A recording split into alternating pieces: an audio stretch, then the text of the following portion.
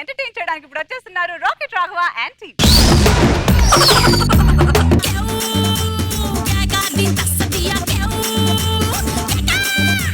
సభకు నమస్కారం. సకల కళా వల్లభుడు, అన్ని అర్థాలు తెలిసిన ఒక గొప్ప వ్యక్తిని మనం సన్మానించుకుంటున్నాం. ఒకసారి గట్టిగా చప్పట్లు.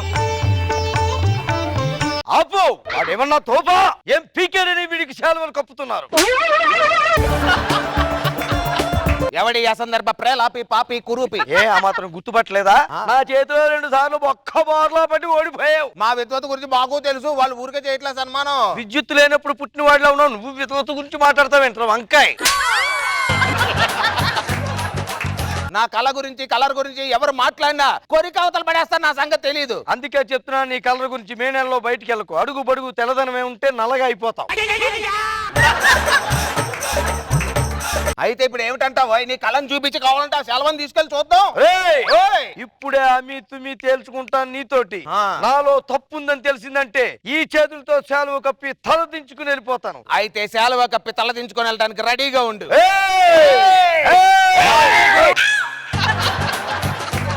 మేము ఆడిటోరియం తీసుకుందే అరగంటకి. దయచేసి మీలో ఎవరో ఒకరు తేల్చుకుంటే ఇది కప్పేసి వెళ్ళిపోతాం. వీడి మొహానికి అరగంట 10 నిమిషాలు చాలు. చుట్టూ అవతల పడేను. 5 నిమిషాల్లో అసలు నువ్వు ఇక్కడ ఉంచి ఉంటావా వెళ్తావా అది చూసుకో.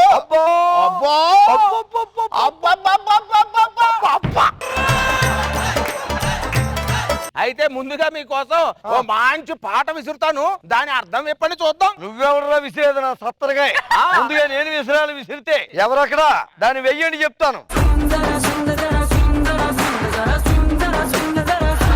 విప్పు. ఏమిటి విప్పేసి చిన్న పిల్లవాడిని అడగాల్సిన ప్రశ్నలు మమ్మల్ని అడుగుతున్నావు? నిజమే, చిన్నపిల్లల్ని అడగాల్సింది ఏనుగు పిల్లల్ని అడిగాను.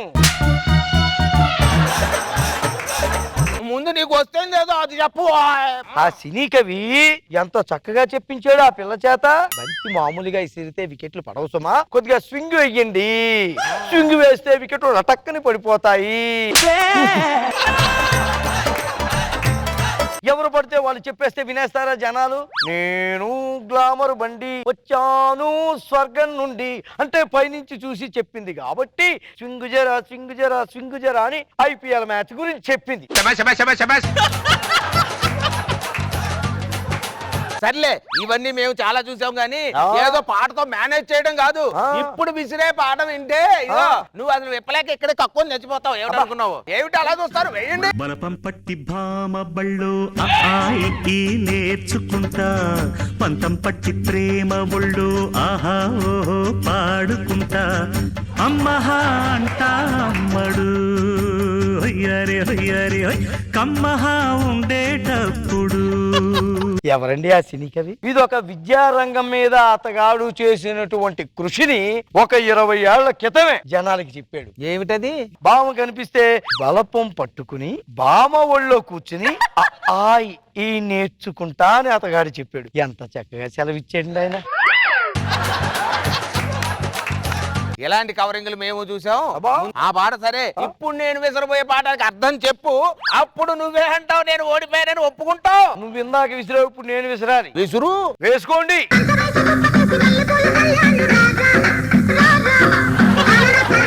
ఒక మల్లెపూలు అమ్ముకునే ఒక ఆవిడ ఉంది. ఆవిడ రోజు పూలు మిగిలిపోతే ఏం చేస్తారు? ఎవరన్నా బయట పారేస్తారు. కానీ బయట పారేసేది కాక ఇంట్లో భర్త కోసం పక్క వేసి దాని మీద మల్లెపూలు చల్లి ఆ పూలని ఇలా మల్టీపర్పస్ గా వాడేటువంటి తెలివితేటలు. అంటే తినేసావు బండి ఎక్కడికో తీసుకెళ్తున్నావు నువ్వు. మల్లెపూలు అమ్ముకోవడం కాదది. మనిషి ఆరోగ్యంగా ఉండాలంటే చక్కటి నిద్ర ఉండాలంటే మంచం ఉండాలి. మంచం వేసింది ఏమో, ఆ మంచంలో నలులు ఉన్నాయేమో, హింస పెట్టేస్తాయేమో ఎందుకని చెప్పేసి దుప్పటి వేసింది అనమాట. దుప్పటి వాసన వస్తుందేమో అనుకుని చెప్పి ఆ దుప్పటి మీద మల్లెపూలు జల్లింది సువాసన కోసం. మతమేసి దుప్పటి వేసి మల్లెపూలు జల్లాను రారా రాజా అని చెప్పింది. అవన్నీ పాటల తర్వాత ఇప్పుడు మే వేసే పాటకు కూడా కాసుకో. ఈసారి చూద్దాం చెప్పగలరో లేదో అది కూడాను. వేయండి.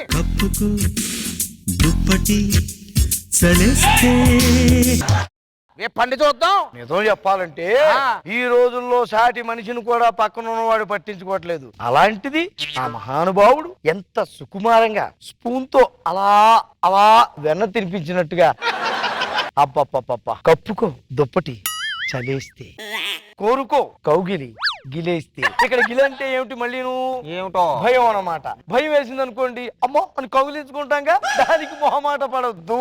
దేవుడా, ఇలాంటి హింటులు మింటులు మేము చాలా చూసాం. అబ్బో. ఇప్పుడు టెంట్ కూడా తీసుకొని ఇక్కడ నుంచి పరిగెత్తేటువంటి పాట ఒకటి విసురుతాను, దానికి చెప్పు చూసుకుందాం. కానీ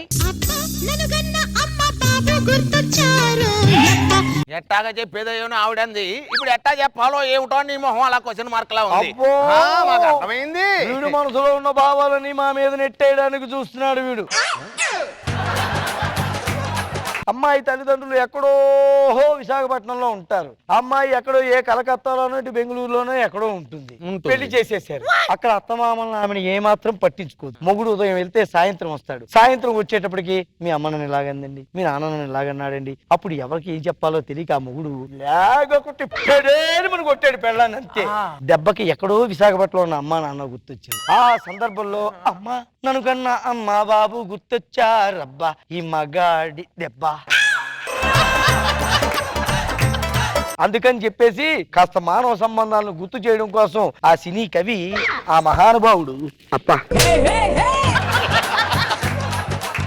ఇప్పుడు వదిలేది వింటే నీ ఊపిరి ఆగి గిల్ల గిల్ల గిల్ల గిల్ల చేప పిల్లలా కొట్టుకుంటావు. ఇప్పుడే నోరు తెరవడం కాదు, చెప్పలేక తర్వాత కూడా నోరు తెరవలసి ఉంటుంది. ముందు చెవులతో ఈ పాట వినండి. ఒరే ముందు డోర్ తెరవండి రా, వీడు బయటికి వెళ్తాడు. Door number 1-56 అడ్డగిద్ద 02 silk Nagar. పాత రోజుల్లో గూగుల్ మ్యాప్లు యాప్లు లేవు.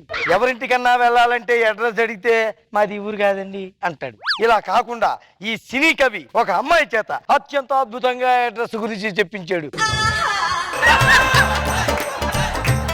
ఎంత బాగా చెప్పించాడు. డోరు నెంబర్ 1-56 అడ్డుగీత సంథింగ్ ఇలా చెప్పాడు. సిల్క్ నగర్ లోకి వచ్చాయి, 3వ వీధిలోకి వచ్చాయి, నల్ల గేట్ ఉంటుంది, కొబ్బరి చెట్టు ఉంటుంది, సోఫా సెట్ ఉంటుంది. నువ్వు అక్కడ కూర్చుంటే నేను వస్తా అని చెప్పింది. అతిథి మర్యాద, అతిథి మర్యాద. అందుకే అతిథి దేవోభవ అని చెప్పడం కోసమని ఈ పాటలో అత్యంత సున్నితంగా హృదయ పొరల్ని టచ్ చేశాడు అనమాట ఇక్కడ సినీ కవి. మీరు ఇది అవి ఇవి అని ఏవో తెలియని టెక్నికల్ వర్డ్స్ వాడి మమ్మల్ని కన్ఫ్యూజ్ చేయొద్దు. నా గురించి తెలీదు. ఓడిపోయానని ఒప్పుకోండి, శాలువా ఇచ్చి వెళ్ళిపోండి. తేడా అంతే. వచ్చిందంటే శాలువా మెడకేసి బిగించేస్తాను.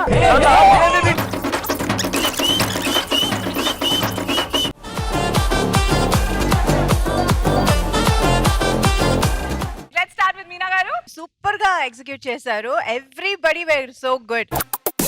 జానీ మాస్టర్ మీకు ఎలా అనిపించింది? చాలా చాలా చాలా బాగుంది. టోటల్ గా లాక్కునే చాలా చాలా చాలా బాగుంది.